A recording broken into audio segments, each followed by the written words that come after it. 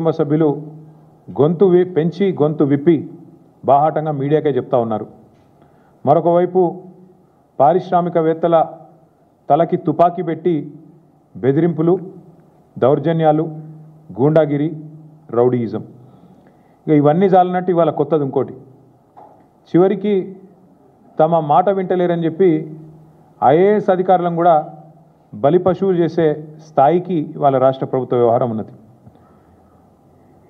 Sam Rizvi, Syed Ali Murtaza Rizvi గారు, ఆయన ఒక సిన్సియర్ అధికారి, ఏ ప్రభుత్వంలో పనిచేసినా చక్కగా పనిచేసిన అధికారి. ఇంకా నాకు తెలిసి దాదాపు 10 ఏళ్ల సర్వీస్ ఉంది ఆయనకి. అడిషనల్ సెక్రటరీగా మొన్ననే అయినారు.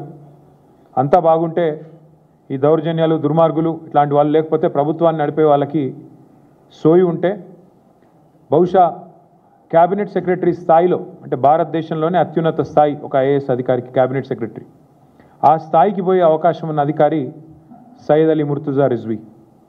అట్లాంటి రిజ్వీ గారు ఒక నిజాయితీపరుడైన అధికారిగా ఆయనకు పేరుంది. అట్లాంటి రిజ్వీ గారు కూడా ఈరోజు దాదాపు 10 ఏళ్ల సర్వీస్ ఉండగానే వాలంటరీ రిటైర్మెంట్ తీసుకునే స్థాయికి వచ్చింది.